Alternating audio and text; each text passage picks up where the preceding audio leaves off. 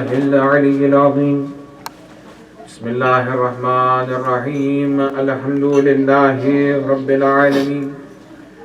الحمد لله الذي يخلق ولم يخلق ويرزق ولا يرزق ويطعم ولا يطعم ويميت الأحياء ويحيي الموتى وهو حي لا يموت بيده الخير وهو على كل شيء قدير.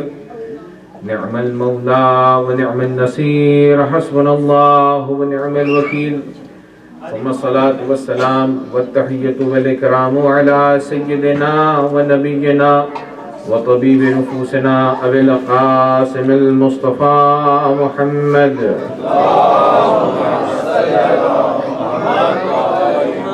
وعلى آله الطيبين الطاهرين المعصومين المظلومين الهداة المهديين الذين أذهب الله عنهم الرجس وطهرهم تطهيرا.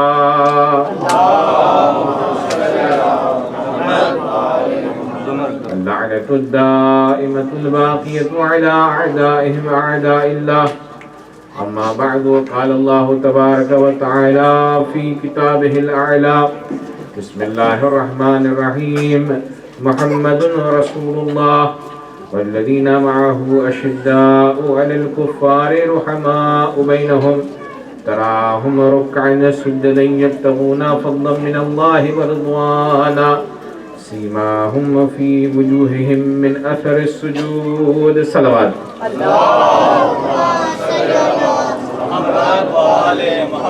Dear brothers and sisters, Assalamu alaikum wa rahmatullahi wa barakatuh.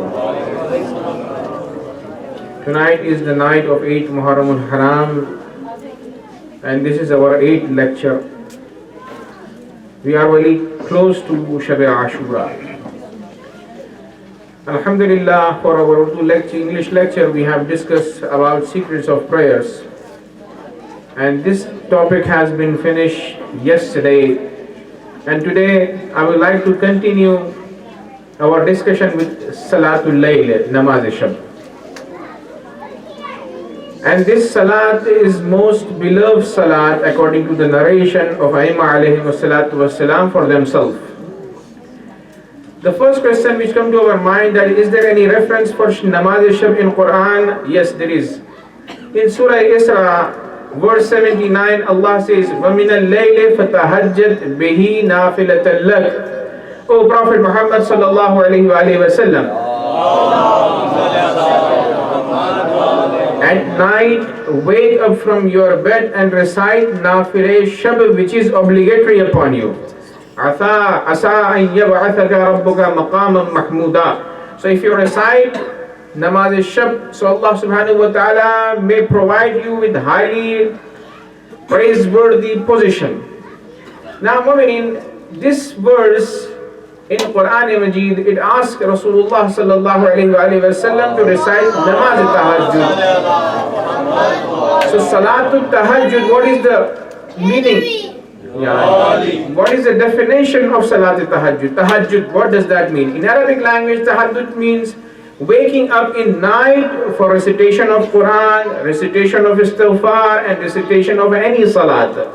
But according to the narration of Aimma alayhi salatu wasalam, interpretation of ahadith, tahajjud means Salatul Layl, recitation of 11 raka'at. And according to this verse, we understand that this salat was wajib upon Prophet sallallahu alaihi wasallam. That's why Rasulullah asked Ali ibn Abi Talib alayhi salatu wasalam, قال النبي في وصيته لعلي بن أبي طالب: يا علي وعلي عليك بصلاة الليل, you should recite Namaz Shab. عليك بصلاة الليل, you should recite Namaz Shab. And then again Rasulullah repeated this sentence for third time, عليك بصلاة الليل. Now, let us examine the importance of this namaz according to the narration of Aimma alayhi salatu wasalam. Prophet sallallahu alayhi wa sallam, he says, أفضل الصلاة بعد الصلاة المكتوبة الصلاة في جوف الليل.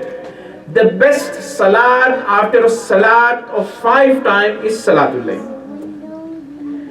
And Rasulullah, he says, I love Salatul Layl more than everything on earth and seven heavens, in another narration. And in another third narration, Prophet Muhammad sallallahu alaihi wasallam, he says, "Khayrukum, the best among you, is the one man atab al-kalam, who speaks in best manners. Wa at'am at-ta'am, and the one who give food to needy person. Wa salla bil-layl wan-nasu bin-niyam, and recite namaz al-shab while other people are sleeping." Now, in another fourth narration, Prophet Muhammad sallallahu alaihi wasallam, he said, Hazrat Ibrahim, he was Khalilullah, friend of Allah subhanahu wa ta'ala. So he gained this khullat because of what? He says, "Mattakhadallahu Ibrahima Khalila." Allah subhanahu wa ta'ala did not declare Ibrahim to be his friend, Khalil, but illa li'it'amihi at-ta'am, because of two reasons. Because he used to feed needy people, wa salatihi bil-layl, and he used to recite Salatul Layl wan nasu niyam while other people were asleep. And mu'minin, this salat, it has a lot of benefits. Inshallah, we will discuss benefits in later on tomorrow and day after tomorrow maybe. In a narration, Allah subhanahu wa ta'ala, the person who recites Salatul Layl feel pride for him. There is a narration from Prophet. He says, إِذَا قَامَ الْعَبْدُ مِنَ الَّذِينَ مَزْجَعِهِ وَالنُّعَاسُ فِي عَيْنَيْهِ. When a person wake up in night while he is very much sleepy. لَذِيذَ مَضْجَعِهِ means sweet bed. Laziz Urdu mein jaise kehte hain. Madja means bistar. When he wake up from his sweet sleep, لِيُرْضِيَ رَبَّهُ, to please Allah subhanahu wa ta'ala, with his namaz al-shab, what happens? بَاهَ اللَّهُ بِهِ مَلَائِكَتَهُ. So Allah subhanahu wa ta'ala feel pride for him between angels. And what he says, فَقَالَ أَمَا تَرَوْنَ عَبْدِي هَذَا. So Allah says to angel, don't you see this my servant who woke up, who left his sleep, and he is reciting the salat which I did not make obligatory upon him. Ishhadu, be witness. Allah is saying to whom? To Malaika, be witness. قَدْ غَفَرْتُ لَهُ, indeed I have forgiven him. So for forgiveness of our sins, if we recite once in our life this salat, with the barakah of this salah, Allah subhanahu wa ta'ala forgive the sins which we have done in past. Salli ala Muhammad wa ali Muhammad.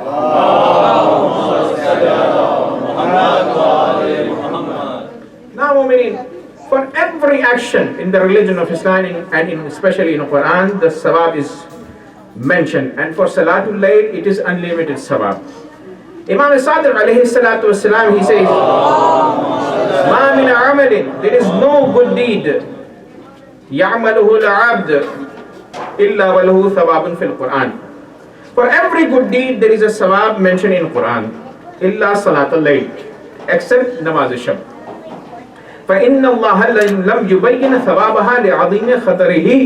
Allah did not mention sawab of namaz al-shab in Quran because of its greatness in his eyes.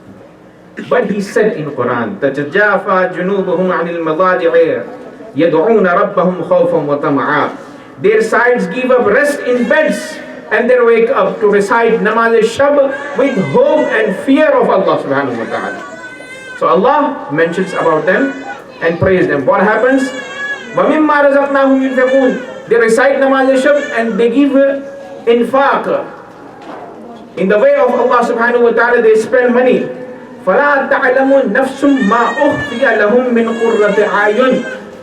None of the people, they know what Allah subhanahu wa ta'ala provided them a reward. So in this verse, Allah subhanahu wa ta'ala is saying those who recite, there is a huge sabab for them, but we have not mentioned that sabab because of its greatness in Quran Majid. Salli ala Muhammad wa ali Muhammad. Now even a person who made intention to recite Salatul Layl, but he continues his sleep until the time of Fajr. What happens? Allah gives sabab for intention. Prophet Muhammad sallallahu alayhi wa sallam, he says, مَا مِنْ عَبْدٍ يُحَدِّثُ نَفْسَهُ بِقِيَامِ السَّاعَةِ مِنَ اللَّيْلِ فَيَنَامُ عَنْهَا إِلَّا كَانَ نَوْمُهُ صَدَقَةً. If you make strong intention and sleep, intention of what? To recite namaz-e-shab, but you can't wake up, your sleep itself becomes sadaqah. If you sleep, like for example at 9 o'clock in night, and you have intention to recite Salatul Layl just before Salatul Fajr, and you can't make it, Allah subhanahu wa ta'ala make this sleep 5 hours, 6 hours, whatever it is, it's to be sadaqah, and Allah pays sadaqah on behalf of you. Now, I mean, how to recite Salatul Layl? Short definition, short method. And inshallah tomorrow I will explain the recommendations which are highly recommended in Namaz-e-Shab.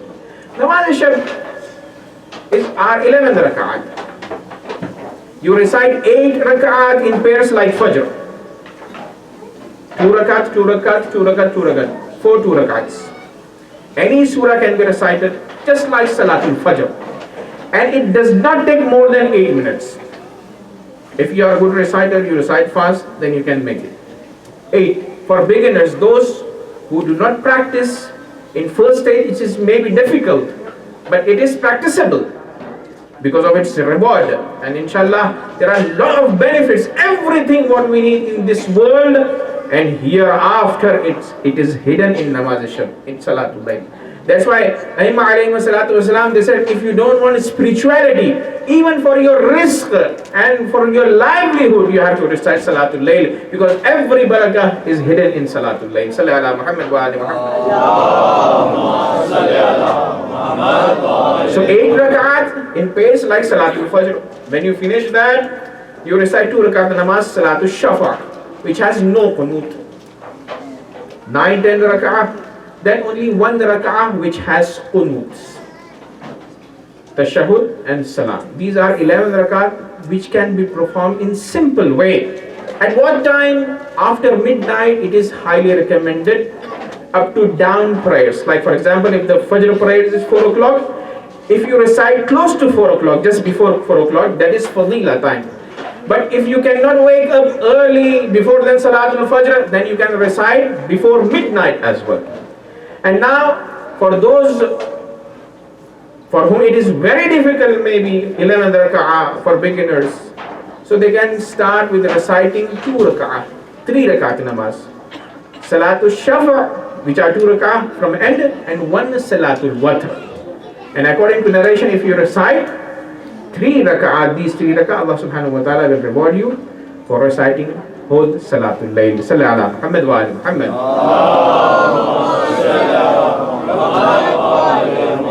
ہماری دیگر سلوات پڑھیں محمد و آل محمد.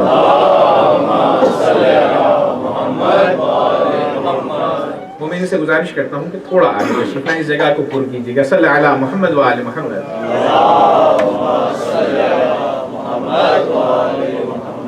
عزیزان گرامی، اردو مجلس کا عنوان عقائد تشیع ہے. آج ہماری گفتگو کا 8واں سلسلہ ہے. ہم نے توحید باری تعالیٰ پر گفتگو کی، عدل الہی پر گفتگو ہوئی، نبوت اور 4 دنوں سے بحث امامت کے تعلق سے. چونکہ امامت میں ڈسپیوٹ مسلمانوں سے زیادہ ہے، اس وجہ سے اس موضوع کو زیادہ سے زیادہ اجاگر کرنے کی کوشش کی جا رہی ہے. تو یہ آج ہمارا چوتھی نشست ہے ہماری، کہ جس میں ہم ولایت و امامت پر گفتگو کر رہے ہیں. عزیزان گرامی، ہم نے اپنی دلیلیں پیش کر دی جو کرنی تھی، کہ رسول اللہ جب اس دنیا سے تشریف لے گئے تو آپ نے خلیفہ معین کیا. اب عزیزان گرامی، چونکہ ہم خود عادل ہیں اور اللہ کو عادل مانتے ہیں، عدالت ہمارے یہاں ضروری ہے، تو فیصلہ ایک طرفہ نہیں ہونا چاہیے، 2 طرفہ ہونا چاہیے.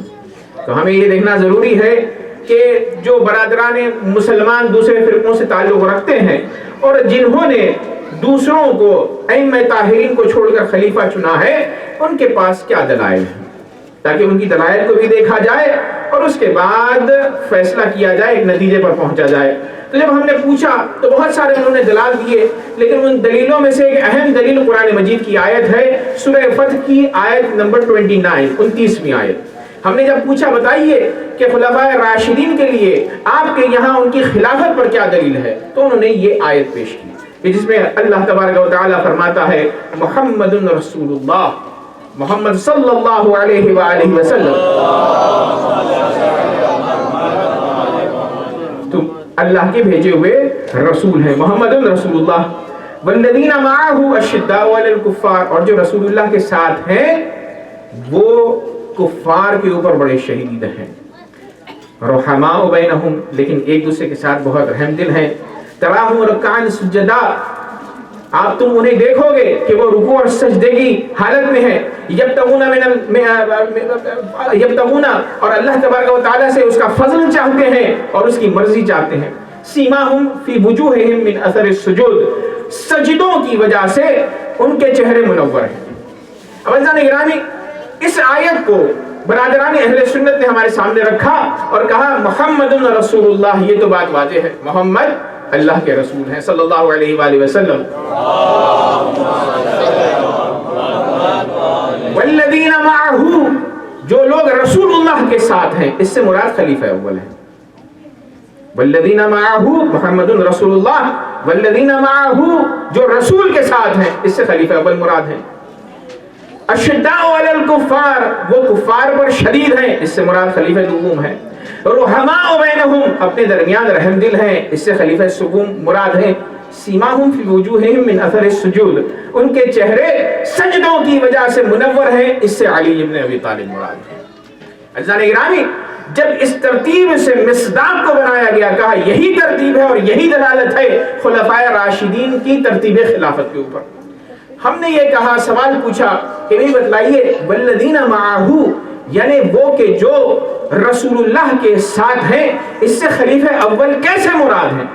تو انہوں نے کہا آپ نے وہ ہجرت کا واقعہ نہیں پڑھا، یہ وہ نبی کے وہ صحابی ہیں کہ جو رسول اللہ کے ساتھ تشریف لے گئے تھے اور رسول اللہ نے انہیں اپنے ساتھ رکھا۔ تو یہ آیت کیا کہہ رہی ہے؟ والذین معہ، جو رسول کے ساتھ تھے، تو ان کا ساتھ رسول اللہ کے ساتھ بہت پرانا ہے۔ یہی وجہ ہے کہ جب رسول اللہ ہجرت فرما رہے تھے تو رسول اللہ نے ان کی جان کو اس قدر اہم جانا کہ علی ابن ابی طالب کو سلا دیا اپنے بستر پر، لیکن چونکہ خلیفہ اول کا بچانا بے انتہا ضروری تھا، اسی لیے ہجرت کے وقت وہ انہیں اپنے ساتھ لے کر گئے۔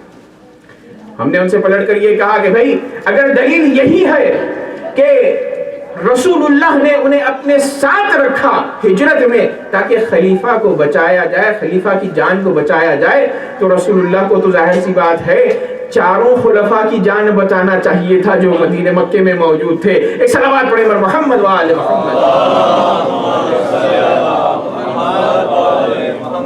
والذین معہ، یعنی جو رسول کے ساتھ تھے ہجرت کے وقت۔ تو عزیزان گرامی، رسول اللہ انہیں لے کر تو گئے تھے، اس میں کوئی شک نہیں ہے، لیکن آپ یہ کہیں رسول اللہ اس لیے لے کر گئے تھے چونکہ رسول اللہ پہلے خلیفہ کو ان کی جان کو بچانا چاہتے تھے۔ تو عزیزان گرامی، یہ منطق کے خلاف ہے۔ رسول اللہ کو دوسرے خلیفہ کی جان کو بچانا چاہیے تھا، تیسرے کو بھی بچانا چاہیے تھا، اور علی ابن ابی طالب کو اپنے بستر پر دشمنوں کے درمیان نہیں چھوڑنا چاہیے تھا۔ ایک صلوات پڑھیں محمد وآل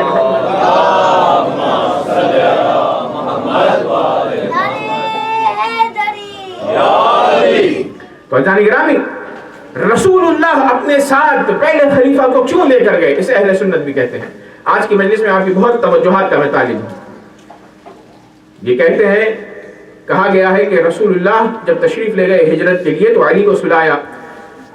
ابن سباغ نے کتاب النور والبرہان میں اس چیز کو لکھا ہے، امرا رسول اللہ علی فنام فی فراشہ، اللہ تعالیٰ کے رسول نے علی کو حکم دیا تو وہ سو گئے رسول کے بستر پر۔ پھر اس کے بعد فرماتے ہیں کہ ابن ابی قحافہ کو، مسلمانوں کے پہلے خلیفہ کو، وہ اپنے ساتھ لے کر گئے، چونکہ وہ پہلے سے پلان تھا ہی نہیں، وہ راستے میں ملے۔ جیسے ہی راستے میں ملے تو رسول اللہ نے یہ سوچا کہ اگر ہم انہیں چھوڑ کر چلے جاتے ہیں تو ہو سکتا ہے کفار کو یہ پتہ بتا دیں، اس وجہ سے رسول اللہ نے اپنے ساتھ لے کر گئے۔ ایک صلوات پڑھیں محمد وآل محمد۔ وخشی من ابن ابی قحافہ ان یدلہم علیہ فاخذہ معہ. یہ مفسرین نے مورخین نے لکھا کہ رسول اللہ کو اس بات کا خوف ہوا کہ اگر انہیں چھوڑ کر ہم چلے جائیں گے تو ہو سکتا ہے کہ کفار اگر پریشر ان پر لاگو کریں تو ہو سکتا ہے وہ رسول اللہ کا پتہ بتا دیں. اب عزیزان گرامی رسول اللہ جو یہ لے کر ساتھ گئے تو یہاں پر اللہ تعالیٰ نے قرآن میں ایک آیت نازل کی کہ جو آیہ ہجرت ہے جس میں اور مزید فضائل کو مسلمانوں کے پہلے خلیفہ کی جانب نسبت دی جاتی ہے. وہ آیت کیا ہے؟ وہ آیت ہے سورہ توبہ کی 40ویں آیت. اللہ تعالیٰ کیا فرماتا ہے؟ الا تنصروہ فقد نصرہ اللہ. اے لوگو اگر تم رسول کی مدد نہ کرنا چاہو تو تمہاری مرضی، رسول کی مدد تو اللہ تعالیٰ نے ہر جگہ کی. پھر اللہ تعالیٰ نے مورد گنایا کہاں مدد کی ہے. اذ اخرجہ الذین کفروا ثانی اثنین. جب رسول اللہ کو کفار مکہ نے خارج کیا مکے سے. ثانی اثنین رسول اللہ دو مردوں میں سے ایک تھے. اذ ہما فی الغار جب وہ دونوں غار میں تھے. اذ یقول لصاحبہ جبکہ رسول اپنے صاحب یعنی مصاحب صحابی سے کہہ رہے تھے لا تحزن حزن نہ کیجئے ان اللہ معنا اللہ ہمارے ساتھ ہے. فانزل اللہ علیہ سکینتہ تو اللہ تعالیٰ نے سکون نازل کیا ان پر. وأیدہ بجنود لم تروہا اور مدد کی ان کی اس لشکر کے ذریعے کہ جسے تم نہیں دیکھ سکتے. اب عزیزان گرامی توجہ چاہتا ہوں وہ ساتھ ہیں رسول اللہ کے اور اس ساتھ کو اللہ تعالیٰ نے سورہ توبہ کی 40ویں آیت میں تفصیل سے بیان کیا. اب اس دوسری آیت کو لے کر یہ کہا جاتا ہے مسلمان یہ کہتے ہیں کہ یہ فضیلت خلیفہ اول ان کی شان میں یہ آیت نازل کی. ایک تو رسول اللہ کا ساتھ ہونا، ایک اللہ کا اس آیت میں یہ کہنا کہ ان اللہ معنا اللہ ہمارے ساتھ ہے. تو ظاہر سی بات ہے خلیفہ اول کے ساتھ اللہ تعالیٰ ہے.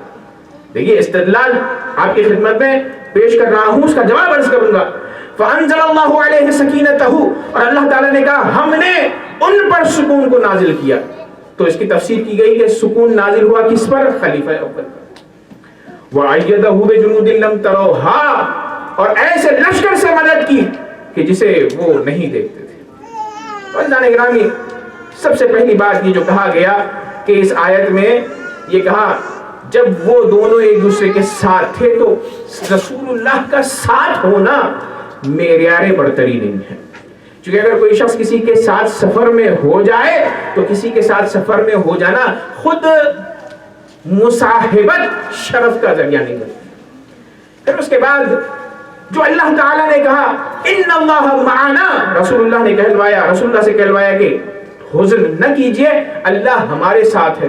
تو اللہ کا ساتھ ہونا بھی کوئی بڑی بات نہیں ہے. اللہ تعالیٰ نے دوسری جگہ قرآن مجید میں کہا ہے وَهُوَ مَعَكُمْ أَيْنَمَا كُنْتُمْ تم جہاں جہاں ہو وہاں پر تمہارا پروردگار ہر ایک کے ساتھ ہے. ایک صلوات پڑھیں پر محمد وآل محمد. اللہ تو سب کے ساتھ ہے. رسول اللہ کے ساتھ اس زمانے میں رسول اللہ کے مصاحب انشاءاللہ صحابیت کی جب گفتگو آئے گی تو ہم کل پرسوں آپ کی خدمت میں عرض کریں گے. تو مصاحب اسے کہتے ہیں کہ جو انسان کے ساتھ ہوتا ہے. ساتھ ہونا دوستی کی دلیل نہیں ہوتا ہے، توجہ کیجیے گا. تو رسول اللہ کے ساتھ تھے وہ ٹھیک ہے ساتھ تھے رسول اللہ کے، لیکن یہ کمال اور برتری اور خلافت کی دلیل نہیں ہے. اور رسول اللہ نے جو کہا اللہ نے جو کہا ان اللہ معنا کہ اللہ ہمارے ساتھ ہے تو اللہ تو ہر ایک کے ساتھ ہے، یہ بھی برتری کی دلیل نہیں ہوا. اب رہی بات وانزل اللہ علیہ سکینتہ اللہ تعالیٰ نے ان پر سکون کو نازل کیا.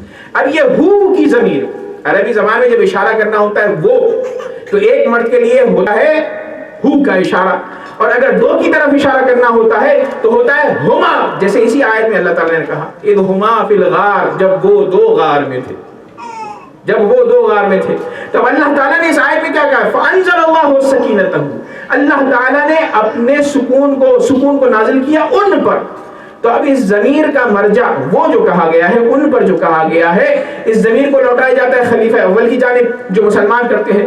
ہم یہ کہتے ہیں یہ سکون کی ضمیر پلٹ رہی ہے رسول اللہ کی طرف، رسول اللہ کی طرف پلٹ رہی ہے. اب آپ یہ کہیں گے کہ رسول اللہ کو کیا سکون کی ضرورت ہے؟ تو بے شک ضرورت ہے. اللہ تعالیٰ نے قرآن مجید کی دوسری آیت میں فرمایا ہے فانزل اللہ سکینتہ علیہ وعلی النبی فانزل اللہ سکینتہ علی رسولہ اللہ تعالیٰ نے سکون کو نازل کیا اپنے رسول پر وعلی المؤمنین اور مؤمنین پر بھی نازل کیا.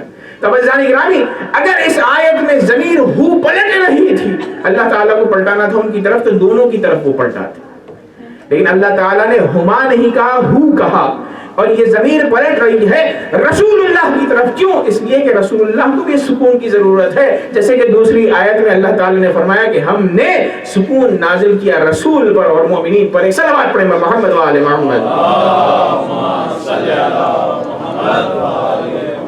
بتانے گرامی یہ جو تین باتیں کہی تھی رسول اللہ کا ساتھ، یہ بھی فضیلت نہیں ہوا، ان اللہ معنا کہنا بھی فضیلت نہیں ہوا، اور سکون ہم نے ان پر نازل کیا، تو یہ ضمیر پلٹ رہی ہے رسول اللہ کی طرف، خلیفہ اول کی طرف۔ تو یہ سارے معیارات جو آپ نے بنائے تھے فضیلت کے، وہ سارے کے سارے ختم ہو گئے، توجہ ہے نا۔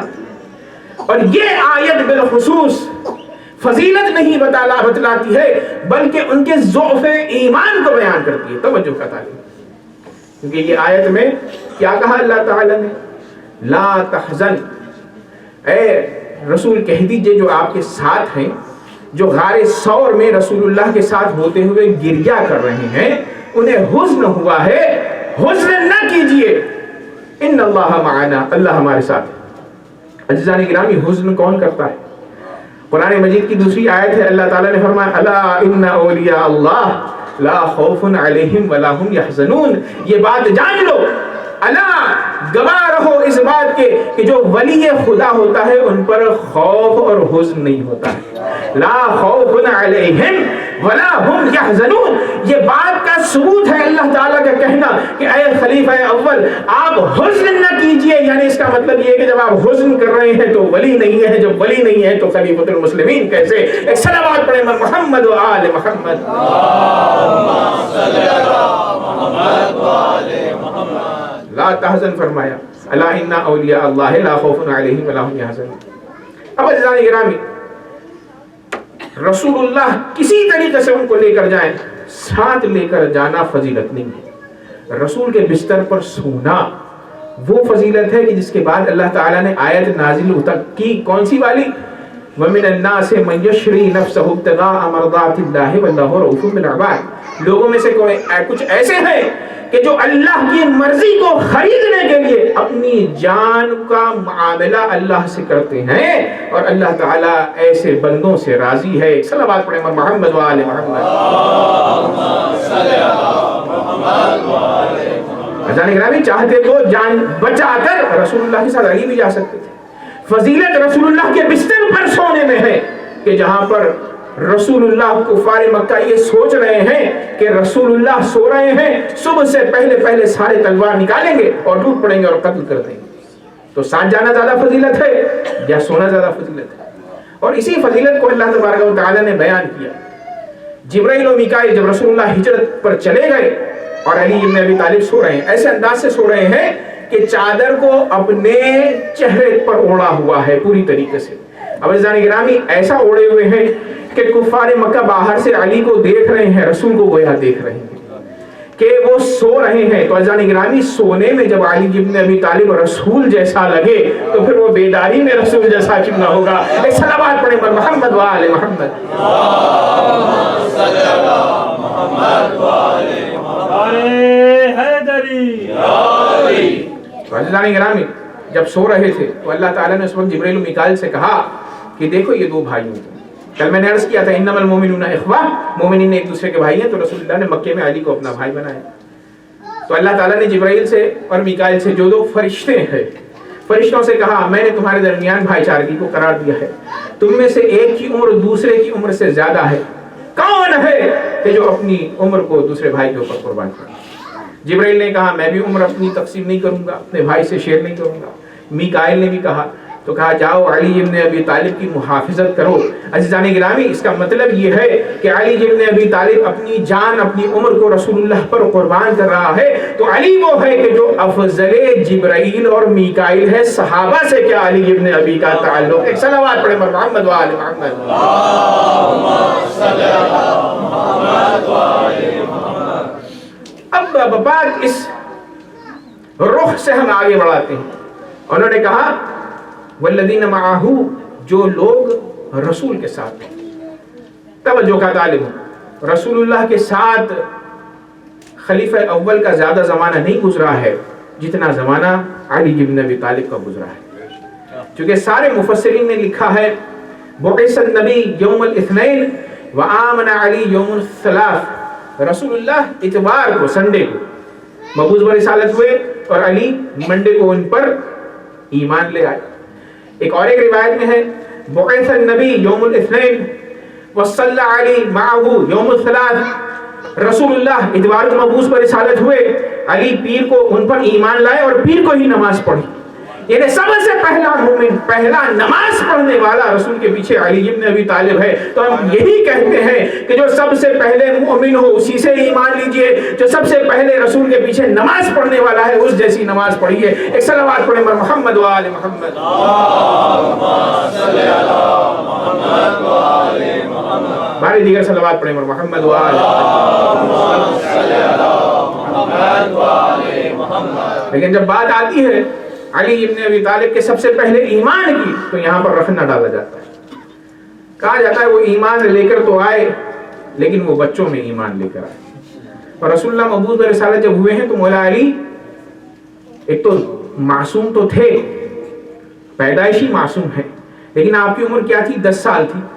مولا امیر المومنین 10 سال کے تھے، رسول اللہ نے انہیں اپنے ساتھ کب سے لے لیا تھا؟ 6 سال کی عمر سے۔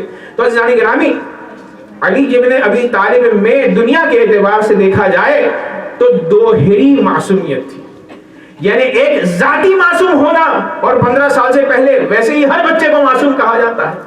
تو عزیزان گرامی، اگر یہ کہا جائے، تفریق کی جائے کہ وہ بڑوں میں ایمان لے کر آئے، آپ چھوٹوں میں بھی ایمان لے کر آئے، تو اس میں بھی ان کی فضیلت نہیں بنتی ہے، چونکہ ان کا ایمان کفر سے ایمان ہے، علی ابن ابی طالب کا ایمان فطرت پر ایمان ہے۔ ایک صلوات پڑھیں پر محمد و آل محمد،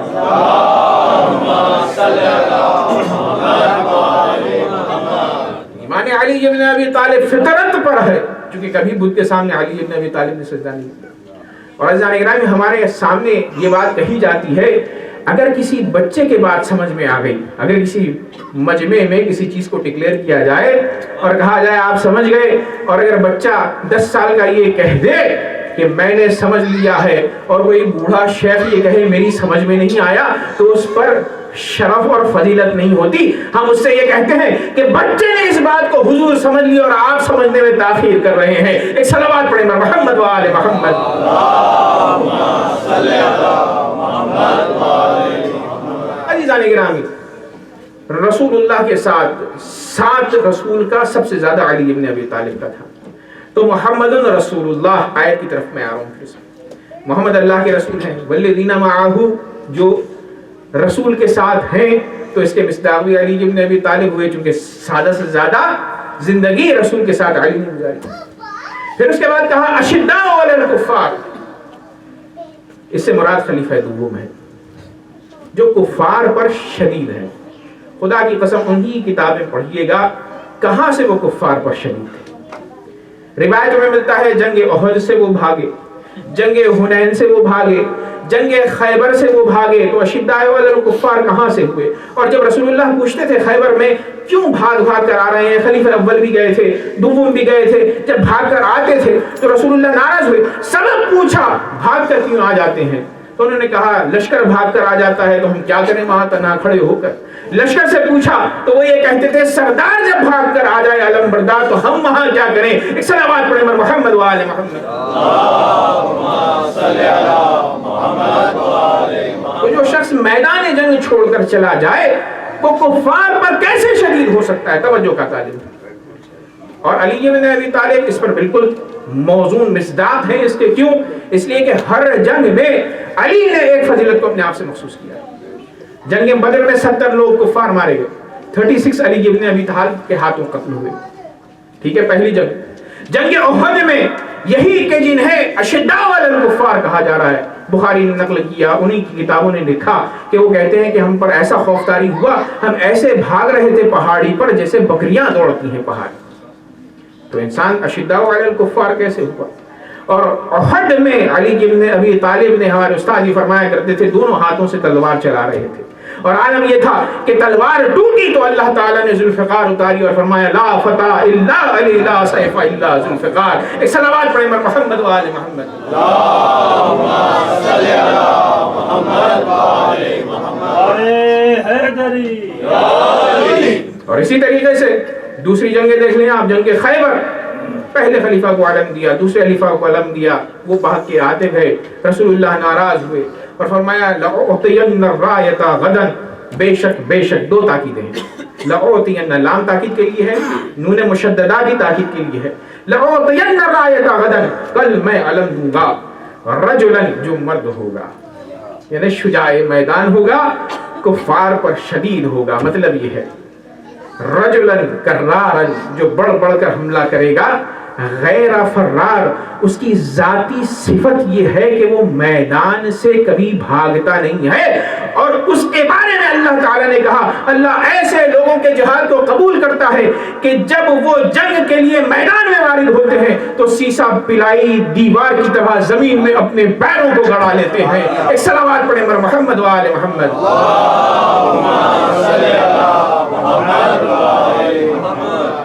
یحب اللہ و رسولہ، وہ اللہ اور اس کے رسول کو دوست رکھتا ہے، وہ یحبہ اللہ و رسولہ، اور اللہ اور اس کا رسول بھی اسے دوست رکھتا ہے۔ یعنی کیا مطلب یہ ہے کہ ہم دعویٰ کر سکتے ہیں کہ ہم اللہ سے رسول سے محبت کرتے ہیں، لیکن کمال شرف یہ ہے کہ اللہ اور اس کا رسول کہے کہ ہم تم سے محبت کرتے ہیں۔ صلوات پڑھیں محمد و آل محمد۔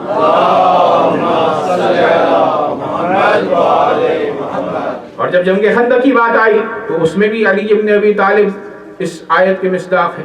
عمر ابن عبد ود نے جب بلایا کوئی ہے کہ جو مجھے جہنم پہنچائے یا کوئی چاہتا ہے کہ جسے میں جنت پہنچا دوں، تو جنت کے طلبگار سارے کے سارے خاموش تھے، اور یہ کہا گیا اللہ تعالیٰ نے اسے کہا کہ ایسے بیٹھے ہوئے جیسے شانوں کے اوپر پرندے اگر ہلیں گے تو پرندے ہو جائیں گے۔ اور علی ابن ابی طالب یہ تاریخ کہتی ہے جان گرامی، پہلی مرتبہ اٹھے رسول اللہ نے کہا بیٹھ جائیے، دوسری مرتبہ اٹھے کہا بیٹھ جائیے، تیسری مرتبہ اٹھے کہا اب چونکہ حجت تمام ہو چکی ہے، کل کوئی یہ نہ کہے کہ فلاں صحابی جانا چاہ رہے تھے، علی ابن ابی طالب نے بڑھ کر فضیلت کو لے لیا۔ رسول اللہ نے موقع دیا، کہا کوئی نہیں اٹھا، تو اب جب اٹھا ہے تو علی ابن ابی طالب جب چلے ہیں تو یہاں بھی ایک فضیلت کو اپنے آپ سے مخصوص کیا، کہا برز الایمان کلہ الی الکفر کلہ، کل کفر کی جانب کل ایمان جا رہا ہے۔ رسول اللہ نے ایک اصول دے دیا کہ علی کے سامنے جو بھی تلوار اٹھا کر آ جائے تو سمجھ لینا علی کی طرف جتنے بھی ہیں وہ کل حق پر ہیں اور مقابلے میں کل کفر ہے۔ ایک صلوات پڑھیں بر محمد و آل محمد۔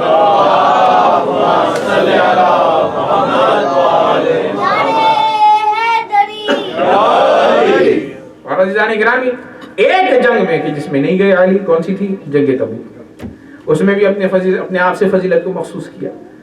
انت منی بمنزلۃ ہارون من موسیٰ الا انہ لا نبی بعدی، جس کا تذکرہ ہم نے کل کیا کہ علی آپ کو مجھ سے وہی نسبت ہے کہ جو ہارون کو موسیٰ سے تھی۔ تو جنگ پر علی کا جانا بافضیلت ہے، جنگ سے رک جانا بھی علی کا بافضیلت ہے۔ ایک صلوات پڑھیں محمد و آل محمد۔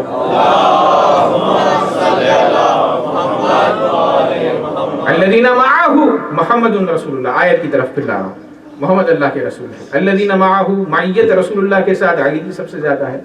اشداء علی الکفار، کفار پر شدید علی سب سے زیادہ ہے اصحاب کے درمیان، تو یہ دونوں مولا علی کے لیے ہوئی۔ تراہم رکعا سجدا یبتغون فضلا من اللہ ورضوانا، پھر اللہ تعالیٰ کہتا ہے کہ یہ کفار پر شدید تو ہیں لیکن اپنے درمیان رحم دل ہیں، اپنے درمیان رحم دل ہیں۔ رحماء بینہم، اصحاب کے ساتھ رحم دل ہے۔ اس سے مراد کون ہے؟ کہا گیا، کلیم کیا گیا، اس سے مراد خلیفہ سوم ہے۔ اب عزیزان گرامی، تاریخ کا آپ ذرا جائزہ لیں، جب خلافت آئی ہے خلیفہ سوم کے پاس تو کیا واقعاً یہ رحماء بینہم تھے؟ اصحاب میں انہوں نے رحم پہلایا تھا، محبت پہلائی تھی، یا کیا کیا؟ عزیزان گرامی مثالیں دے رہا ہوں میں۔ ابو ذر غفاری جس کے بارے میں رسول اللہ نے کہا زمین نے ایسا سچا اور آسمان نے ایسے سچے کو نہیں دیکھا، محبت علی ابن ابی طالب میں خلیفہ سوم نے انہیں ربضہ تبعید کر دیا جہاں ان کی شہادت واقع ہوئی۔ کیا یہ رحم دلی ہے؟ رحماء بینہم کہا خلیفہ سوم مراد ہے، تو خلیفہ سوم کیسا کردار ہے جناب ابو ذر غفاری کے ساتھ؟ دوسری میں مثال آپ کی خدمت میں دیتا ہوں، عبداللہ ابن مسعود کہ جنہوں نے قرآن کو جمع کیا تھا، تفصیل میں انشاءاللہ کل کی مجالس میں عرض کروں گا، انہیں اتنا مارا گیا، انہوں نے کہا قرآن دیجیے گا آپ کا، انہوں نے کہا میں قرآن نہیں دوں گا، میں تو کاتب وحی تھا، اتنا مارا گیا کہ ان کی شہادت واقع ہو گئی۔ اور اسی طریقے سے عمار یاسر جب شکایت لے کر گئے ہیں تو عمار یاسر کی شکایت کو سننے کے بجائے اسی دارالامارہ میں عمار یاسر کو پیٹا گیا. تو کیا یہ رحماء بینہم تھے اصحاب کے درمیان؟ اس کو رحمدلی کہا جاتا ہے. اور عزیزان گرامی انہوں نے تو مدینے میں ان افراد کو بلایا تھا کہ جنہیں رسول اللہ نے ملعون قرار دیا تھا. تاریخ میں حکم ابن ابی العاص کہ جو مروان کا باپ ہے، یہ جب فتح مکہ ہوئی تو یہ مسلمان ہوا. مسلمان ہونے کے بعد لیکن رسول اللہ پر یہ طعنے دھرتا تھا، اذیتیں پہنچاتا تھا، تو رسول اللہ نے اپنی زندگی میں اسے تبعید کر دیا تھا، مکے سے نکال دیا، مدینے سے نکال دیا اور کہا کسی کو حق نہیں کہ اسے واپس بلایا جائے. مروان کا باپ حکم ابن ابی العاص.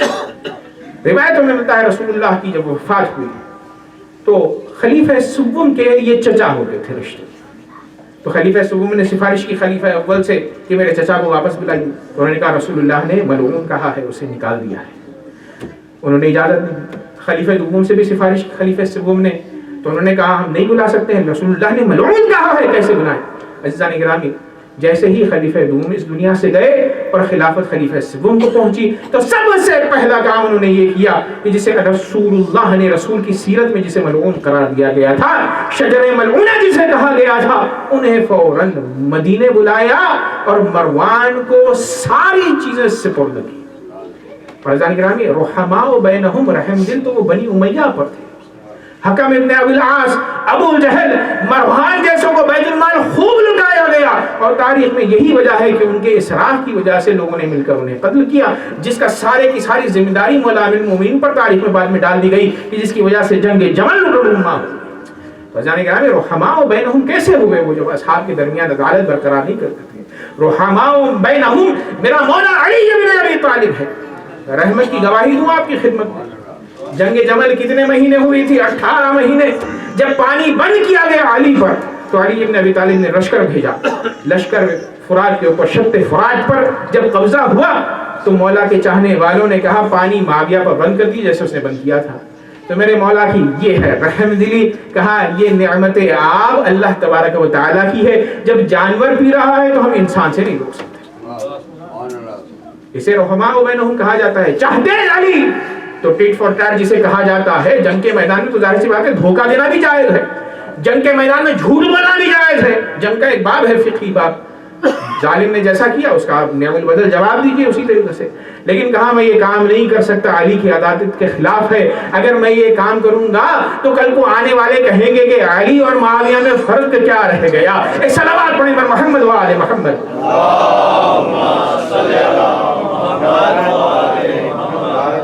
رحماء بینہم کی دوسری مثال میں دیتا ہوں. خلیفہ سوم نہیں مراد ہے، اس سے مراد علی بن ابی طالب. جنگ جمل جب ہوئی تھی رسول اللہ کی زوجائیں جنہیں قرآن مجید نے ام المومنین کہا ہے. کیوں کہا ہے وہ بھی واضح ہے کہ اصحاب میں سے ایک صحابی انہوں نے یہ کہا کہ جب رسول اللہ اس دنیا سے تشریف لے جائیں گے تو میں ان سے عبد کروں گا. تو کہا وازواجہم امہاتکم، رسول اللہ کی ازواج تمہاری مائیں ہیں، ان سے عبد نہیں ہو سکتا ہے. یہ آیت اللہ تبارک و تعالی نے اتاری جس سے رسول اللہ کو جو ہے تسلی ہوئی. اب عزیزان گرامی یہ زوجہ رسول ہیں، ان کے بارے میں کہا رسول اللہ نے خود کہا کہ آپ اس وقت سے گھبرائیں اور ڈریں اللہ سے کہ جب ابوا کے مقام اواب کے کتے آپ پر بھونکیں گے. اور عزیزان گرامی وہ آئی اور آنے کے بعد جنگ جمل رونما ہوئی، کافی مسلمان قتل ہوئے. اس سے ہمیں غرض اب نہیں ہے. رحماء بینہم میں دلیل لانا چاہ رہا ہوں.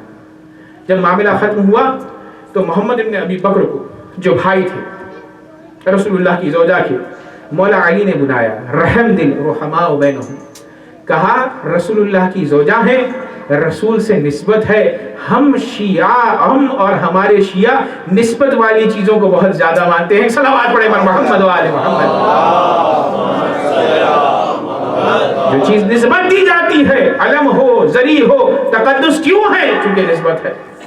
تو کہا جنگ کی انہوں نے خطا کی، ہم نے ہرایا، شجاعت بازو پر ہرایا. اے محمد ابن ابی بکر انہیں لے جائیں مدینے چھوڑ کر آئیں. اب کس طریقے سے بھیجا؟ 20 جوان ساتھ میں ہٹے کٹے. مولا علی نے چاہتے تو قصاص کر سکتے تھے. توجہ کا طالب عزیزان گرامی، امام وقت ہے، امام وقت کے مقابلے میں خروج کی سزا سزائے موت ہے. جب یزید جیسے لعنت اللہ علیہ نے نعوذ باللہ مولا حسین کو کہا چونکہ خروج کیا ہے اسی لیے واجب القتل ہے، تو جب وہ کہہ سکتا ہے تو ہر حاکم شرعی جو امام ہے اس کے مقابلے میں اگر کوئی تلوار اٹھا لے دشمن اور ناصبیت پر وہ اتر آئے تو وہ اس سے سزا لے سکتا ہے۔ مولا علی نے مقاسمہ نہیں کیا، قصاص نہیں کیا، کہا محمد ابن ابی بکر انہیں لے جائیں مدینے چھوڑ کر آئے۔ اب جب بھیجا ہے 20 سوار ساتھ میں ہٹے کٹے سوار، جب چلی ہیں یہ جاتے ہی مدینے میں انہوں نے جیسے ہی حجرے میں وہ داخل ہوئی انہوں نے کہا وائے علی ابن ابی طالب نے مجھے نامحرموں کے ساتھ بھیج دیا، 20 نامحرم۔ توجہ گرامی، جو 20 نامحرم جنہیں وہ سمجھ رہی تھی انہوں نے اب جو اپنے نقاب اٹھانا شروع کیے تو دیکھنے والوں نے یہ دیکھا کہ مولا علی نے 20 خواتین کے ساتھ انہیں بھیجا کہ جنہیں مردوں کا لباس پہنایا گیا تھا تاکہ کوئی جسارت نہ کر پائے، ان کے قافلے پر حملہ نہ کر سکے۔ اور عزیزان گرامی، لوگ یہ بھی سمجھتے رہے کہ مرد ہیں اور ان کی حفاظت یہ عورتوں کے درمیان مدینے تک چلے جائیں۔ ایک صلوات پڑھیں محمد و آل محمد۔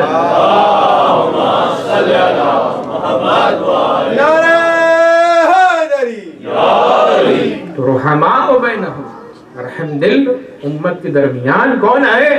علی ابن ابی طالب۔ رحماء بینہم، کتنا کمپرومائز کیا علی ابن ابی طالب نے، اور اسی کو علی ابن ابی طالب کے کمپرومائز کو تاریخ میں یہ کہا گیا بھئی وہ تو راضی تھے۔ علی ابن ابی طالب نے جو صبر کیا ہے وہ اسلام کے بقا کے لیے کیا ہے۔ یہ نہ کہیے کہ علی نے صبر کیا تو فلاں شخص کو تائید ہو گئی، فلاں شخص کو تائید ہو گئی، فلاں شخص کو تائید ہو گئی، تائید نہیں بلکہ اسلام کی بقا کا منظور تھا۔ اور علی ابن ابی طالب عزیزان گرامی ایسے رحم دل ہیں کہ جب ابن ملجم نے ضربت لگائی ہے سر پر تو کہا، جب ابن ملجم کو پکڑ کر لایا گیا تو تاریخ یہ کہتی ہے ایک مرتبہ امام نے، میرے مولا نے اسے دیکھا، اس کے چہرے کا رنگ اڑا ہوا ہے، تو کہا ابن ملجم کے بدن پر دہشت مجھے نظر آ رہی ہے، دودھ تھا اسے پیا اور کہا اے حسن بیٹا حسن، یہ آدھا گلاس دودھ جو بچا ہے اسے میرے قاتل کو۔ عزیزان گرامی، یہ رحم دل علی ابن ابی طالب ہے۔ ہاں عزیزان گرامی، اس خانوادے کے ساتھ کیا کیا، اس احسان کا بدلہ کربلا کے میدان میں کیسا دیا گیا کہ کہا گیا کہ امام حسین نے فرمایا کیا تم نہیں جانتے میں نواز رسول ہوں، زہرا کا لال ہوں، علی کا لال ہوں، تو قتل کیوں کرنا چاہتے ہو؟ تو کسی شخص نے کہا کہ اے حسین ہم تمہیں قتل کرنا چاہتے ہیں علی ابن ابی طالب کے بغض میں۔ اللہ اکبر۔ ہاں عزیزان گرامی، آج ماتم ہے قاسم ابن حسن کا۔ روایتوں میں ملتا ہے کہ امام حسن کے کئی بیٹے تھے کربلا کے میدان میں، 7 کی تعداد بتلائی گئی ہے کہ جن میں سے 6 لوگوں نے اپنی جانوں کو قربان کیا امام حسین علیہ السلام پر۔ ایک وہ مقام بھی آتا ہے کہ شب عاشور نمودار ہوئی تو ایک مرتبہ امام نے سب اصحاب سے کہا کل تم شہید ہوگے، کل علی اکبر شہید ہوگا، علی اصغر شہید ہوگا اور محمد شہید ہوں گے۔ اصحاب کا نام لیا، ہر ایک کو بتایا کہ کون کون شہید ہوگا۔ تو ایک مرتبہ جناب قاسم آئے اور آ کر کہا چچا جان کیا میرا بھی نام شہداء میں لکھا ہوا ہے؟ جیسے ہی یہ سنا تو کہا کہ بیٹا پہلے یہ بتلاؤ کیف الموت عندک، تمہارے نزدیک موت کیسی ہے؟ تو فرمایا الموت عندی احلی من العسل، اے چچا جان شہد سے زیادہ شیرین ہے موت قاسم کے۔ عزیزان گرامی گلے سے لگایا اور کہا بیٹا تم بھی کل قربان ہوگے، اور پھر اس کے بعد فرمایا علی اصغر بھی شہید کیا جائے گا۔ عزیزان گرامی ارباب مقتل یہ کہتے ہیں کہ جیسے ہی علی اصغر کا نام لیا تو قاسم نے کہا مولا علی اصغر کیسے شہید ہوں گے؟ کیا آدھا خیموں میں آ جائیں گے علی اصغر کو قتل کرنے کے لیے؟ تو کہا نہیں بیٹا سوال آپ کے لیے جاؤں گا تو علی اصغر کو شہید کیا جائے گا۔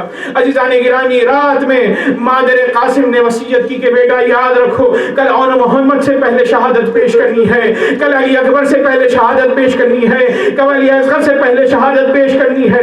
لیکن جیسے ہی صبح عاشور نمودار ہوئی عزیزان گرامی چونکہ یہ نابالغ تھے اور مورخین نے آپ کی عمر جناب قاسم کی عمر 13 سال لکھی ہے۔ اللہ اکبر۔ ایک مرتبہ یہ خوبصورت سا حسن کا لال جس کے بارے میں مورخین نے یہ بھی لکھا ہے کہ آپ کا چہرہ چاند کی طرح چمکتا تھا، ایک مرتبہ آئے حسین کے پاس کہا چچا جان جنگ کی اجازت دیجیے. ایک مرتبہ حسین نے کہا بیٹا یہ کام میں نہیں کر سکتا, اجازت میں تمہیں نہیں دے سکتا. کہا چچا جان اجازت دے دیجیے. اور روایت یہ بھی کہتی ہے کہ جناب قاسم نے اتنا اصرار کیا کہ مولا کے ہاتھوں کا بوسہ لینے لگے. ایک مرتبہ امام سے یہ نہیں دیکھا گیا, اپنے بھتیجے کو گلے سے لگایا اور اتنا روئے چچا بھتیجے کہ لکھنے والے لکھتے ہیں کہ دونوں غش کھا گئے. غش سے جب واقعہ ہوا تو عزیزان گرامی سن کم تھا, 13 سال کی عمر تھی. گھوڑے پر سوار کیا. سوار کرنے کے بعد اس زمانے میں تو ظاہر سی بات ہے گھوڑے جوانوں کے لیے تھے, اس کے تسمے لجام فرس وہ آگ کے لیے موزوں نہیں تھی. تو ایک مرتبہ امام نے تیار کیا, قاسم کو گھوڑے پر بٹھایا اور رکابوں کو اوپر لائے, لجام فرس کو ہاتھ میں رکھا. پھر اس کے بعد ایک عوامے کا حصہ سر پر رکھا, دوسرا بازوؤں پر ڈالا اور ایک مرتبہ سینے کو چاک کیا اور کہا انا للہ و انا الیہ راجعون. ایک مرتبہ قاسم نے کہا اے چچا جان میرے سینے کو چاک کیوں کیا, عوامے کے 2 حصے کیوں کیے؟ کہا یہ علامت ہے بیٹا یتیموں کی, میں چاہتا ہوں کہ مقتل میں دشمن سمجھ جائے اب جو مقاتلے کے لیے آ رہا ہے وہ یتیم امام حسن ہے. اجرکم علی اللہ. جیسے ہی جناب قاسم نکلے ہیں, اسے میر انیس نے بڑے اچھے طریقے سے نقل کیا ہے. عزیزو ماں دیکھ رہی تھی ام فروا کہ جوان بیٹا جا رہا ہے. میں قربان جاؤں ان ماؤں کے کہ جنہوں نے اپنی کمائی کو کربلا میں لٹایا. میر انیس نے کہا حادثے ایسے کہاں چشمے جہاں نے دیکھے, بیٹھ کر نقش قدم دیر تک ماں نے دیکھے. قاسم جا تو رہے تھے, جب قاسم چلے گئے تو اماں ام فروا نے ایک مرتبہ بچے کے قدم کے نشان کو دیکھا, کہا بیٹا اب تم سے قیامت میں ملاقات. روایت میں ملتا ہے قاسم آنے کے بعد جانباز لڑائی کی. کسی روایت میں ملا 35 دشمنان الہی کو قتل کیا, واصل جہنم کیا. ایک روایت میں ملتا ہے کہ 70 کو واصل جہنم کیا. ایک شخص جس کا نام ازرق شامی تھا یا ازرق شامی تھا, وہ پہلوان تھا. اس سے عمر سعد نے کہا کہ اس بچے کے مقابلے میں جاؤ. تو امام حسین اس جنگ کو دیکھ رہے تھے. اس نے کہا میرے بچے ہی کافی ہیں, اپنے بچوں کو بھیجا. 7 بچوں کو واصل جہنم قاسم نے کیا. ایک مرتبہ ازرق شامی غصے میں وارد ہوا تو امام نے ہاتھوں کو اٹھا کر دعا کی, خدایا قاسم کمسن ہے, ان کی محافظت فرما. امام کی دعا قبول ہوئی. اب جو وار کیا ازرق شامی پر تو لکھنے والے یہ لکھتے ہیں کہ اس کے 2 ٹکڑے ہوئے. لیکن کہاں تک لڑتے عزیزو, لڑتے وہ مقام بھی آیا کہ ایک شخص نے فرق مبارک پر تلوار لگائی اور قاسم پشت فرس سے زمین کربلا پر آئے. امام مورخین لکھتے ہیں کہ یہ وہ شہید ہے کہ جس کی مدد کے لیے تیار گھوڑے پر امام بیٹھے ہوئے تھے. جیسے ہی قاسم نے کہا یا اماں ادرکنی, اے چچا جان مدد کے لیے آئیے, تو امام شیر کی طرح حملہ ور ہوئے. قاتل یہ چاہتا تھا قاسم کے سر کو قلم کرے. اس نے جیسے ہی امام حسین کو دیکھا, امام نے وار کیا, اس کا ہاتھ کٹا. ایک مرتبہ اس نے اپنی جان کو بچانے کے لیے مدد کے لیے اپنے قبیلے والوں کو بلایا. عزیزو یہی وہ موقع تھا کہ جہاں پر بھگدڑ مچ گئی, ادھر کے گھوڑے ادھر ہو گئے, ادھر کے گھوڑے ادھر ہو گئے. قاسم کا لاشا پامال ہوتا گیا. جب قاسم کے بدن پر گھوڑے کی ٹاپ پڑتی تو کہتے اے چچا ذرا جلدی آئیے, ذرا جلدی تشریف لائیے. اب جو غبار چھٹا عزیزو تو یہ عالم تھا کہ قاسم کے بدن کے ٹکڑے ٹکڑے ہو چکے. ایک مرتبہ حسین آنے کے بعد دیکھا قاسم جانکنی کے عالم میں ہے. ایک مرتبہ کہا اے بھتیجے قاسم, چچا شرمندہ ہے, تم پکارتے رہے لیکن بوقت مدد اور نصرت کے لیے پہنچ نہ سکا. الا رحمت اللہ علی القوم الظالمین وسيعلم الذين ظلموا على محمد أي منقلب ينقلبون. ماتم حسین یا حسین. ابن حسن کی